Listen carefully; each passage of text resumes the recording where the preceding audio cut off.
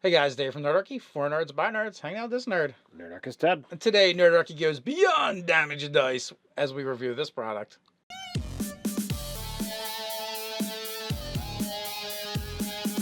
Jump down the description below where you can sign up for Nerdarchy the newsletter, get weekly gaming tips, as well as learn how to game with us. So what do you got for me today, Ted? So a couple weeks ago, some time ago, there was the Humble Bundle that, was it Nord and Kobold had put together? No, Frog God. Frog God and Kobold put together. Different and, one of our friends. Yes. And a whole bunch of PDFs for a low price. Figured, well, let's actually get in there and start talking about them, reviewing them. And we're going to start off today with one called Beyond Damage Dice. Well, they also raised a ton of money for charity for veterans, so that was really cool as well. Absolutely. Now, Beyond Damage Dice is maneuvers, so that as long as you are wielding and proficient with a weapon, you have access to these things that you can do.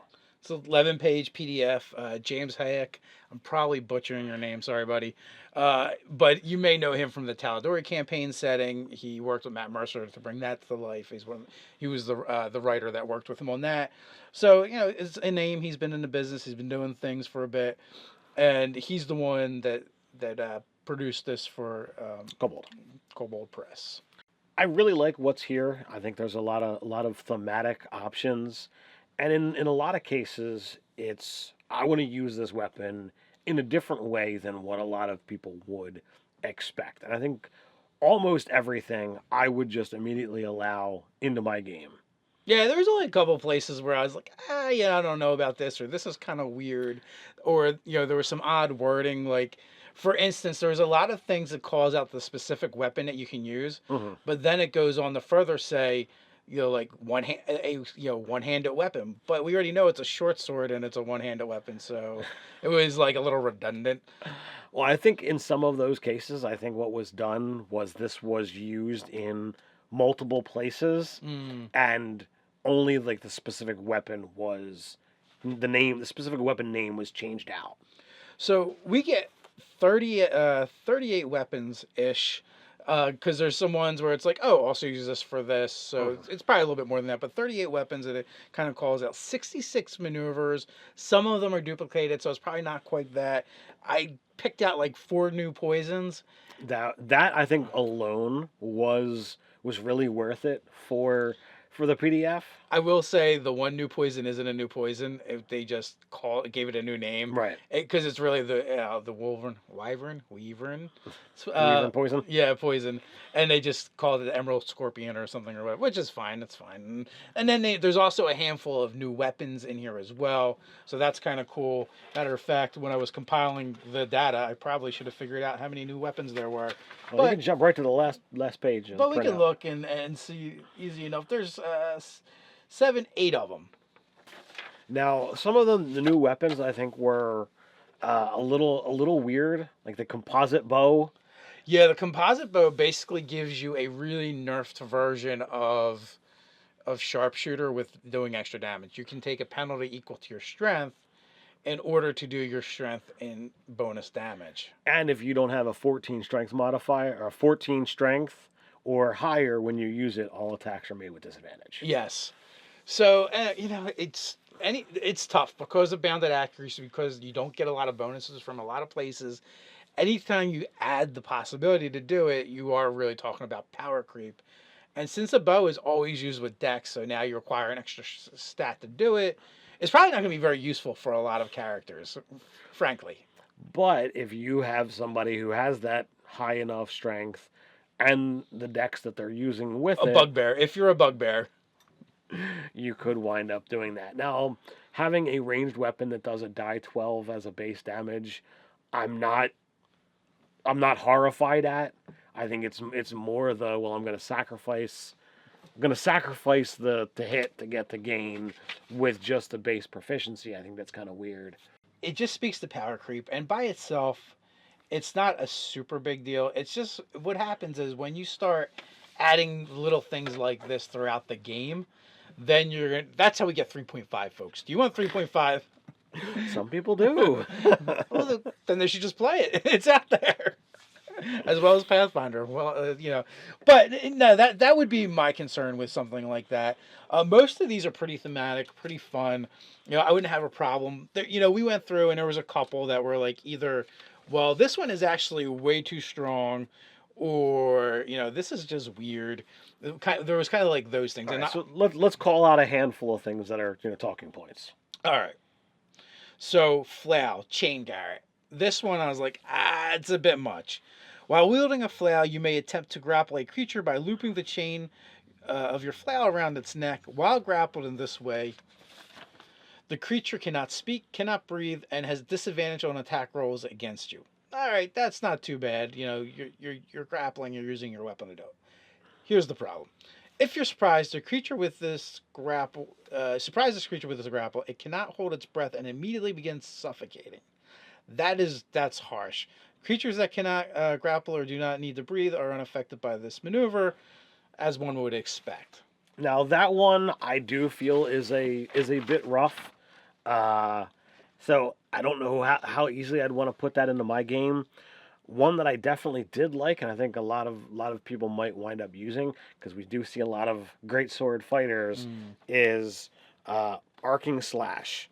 When you attack with a greatsword, you can choose two creatures within your reach with a single attack. You use the same attack roll, and both targets take 1d6 plus your strength modifier, as opposed to one target taking 2d6. So, like, you're technically upping the base, because you're going to get the strength modifier to both of them, but you're only rolling the 1d6. And it's super useful for clearing out kobolds. It's super useful for clearing out, small creatures. Another fun one is Quarterstaff Vault. You can use your Quarterstaff to help you leap long distances. You can use the action to double the length of your long jump, allowing you to leap a number of feet up to twice your strength score. This jump is part of your movement. If you land adjacent to a creature at the end of this jump, you can make a single attack with your Quarterstaff as part of the action. It's fun and thematic. I think Bo in a Critical Role game would absolutely use that, because she uses a staff. That is a strong possibility. Improvised Clobber. This one's kind of fun. If you're using improvised weapon that counts as a club, you may choose to strike with such force that your weapon breaks. As an action, make a single club attack. On a hit, the attack is an automatic critical hit, and your improvised club breaks. So there's some things like that, and then there's a lot of things like use your action, and you do this maneuver. Which, the trade-off is, especially if you're a fighter, you're not going to get your extra attacks. Then there's other ones where it's like, oh, you have to hit, and then they get a saving throw as well, and then you can do the thing.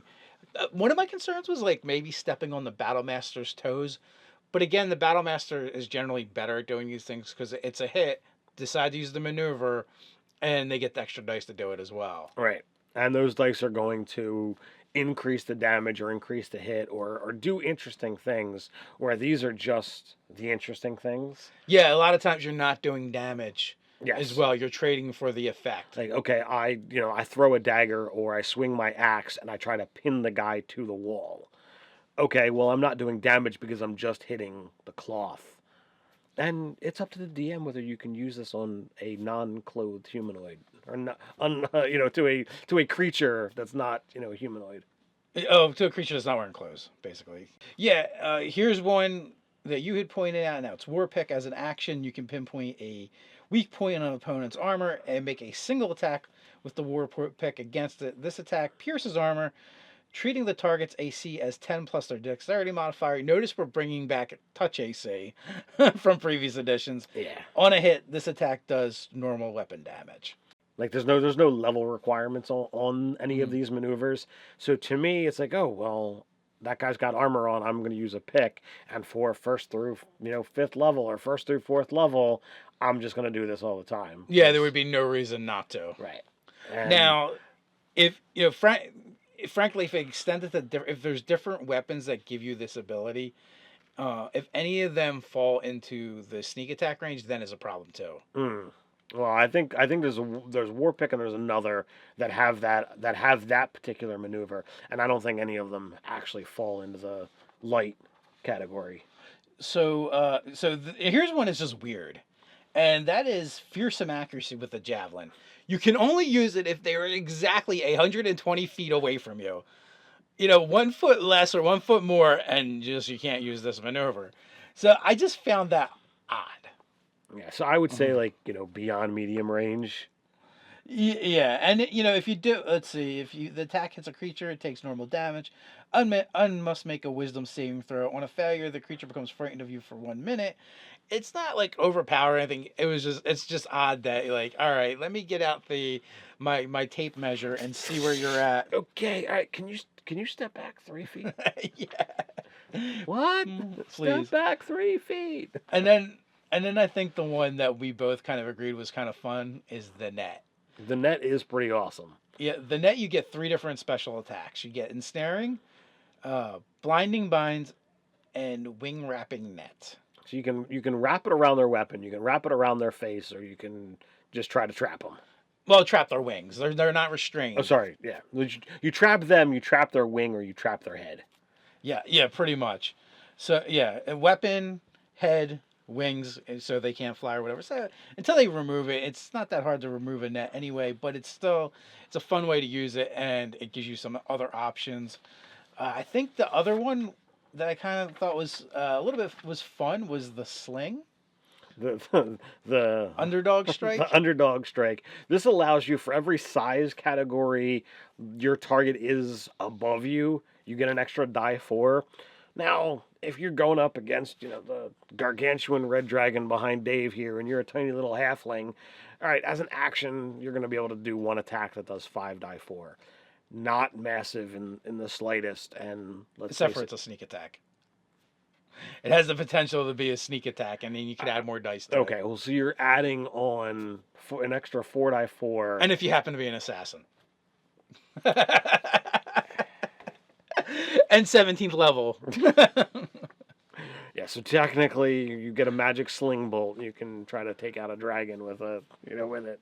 Yeah, so, but other than that, it's perfectly fine. I mean, we figured it out like 5d4, and it really would take some special circumstances to really ratchet this up, like being a rogue. And again, it's your full action, so it's like if a fighter's doing it, they can't really abuse it by taking a bunch of attacks. You just get the one. So I didn't find a lot of areas for abuse in that way. Now, I just read it this morning, so I could have possibly missed some things. There's also like a couple interesting abilities like the Sundering Strike attacks where you target their weapon, and until they get it fixed, they have disadvantage to attack with it. If it's magic, you can't do that unless you have a magic weapon. But if you hit it twice, you shatter the weapon. There's also ones that give a permanent armor penalty. Yes. Until it's been fixed. There's ones that you can limit speed. There's a lot of interesting stuff in there, and there's a lot of stuff that I would pick right up and use in my game. The only thing that I didn't see in there was anything that actually spoke to like anything that I specifically know about weapon combat. Like there was nothing like, oh well, like okay, you could use the great sword to slash multiple people, but I think that part I think seems more normal. But I didn't see anything in there about half swording or fighting with particular fighting styles that are known. Like I would love to have seen like trident and net, or short sword and buckler, or that kind of like stuff. combining weapons and doing maneuvers that way. So there'd be like almost like another requirement. There was some like pommel striking and stuff like that in there. But yeah, for the most part, yeah, you probably didn't see a lot of like historical stuff. I mean, it's cool. I think there's plenty there to add to your game and spice it up if that's what you want to do. Absolutely. So what do you guys think? Down in the description below, go ahead and make sure if you want to get your copy, we got a link to Drive Through RPG. While you're down there, you can put your comments. Don't forget to like, share, and subscribe. You can check us out over on Facebook. So until next time, stay nerdy.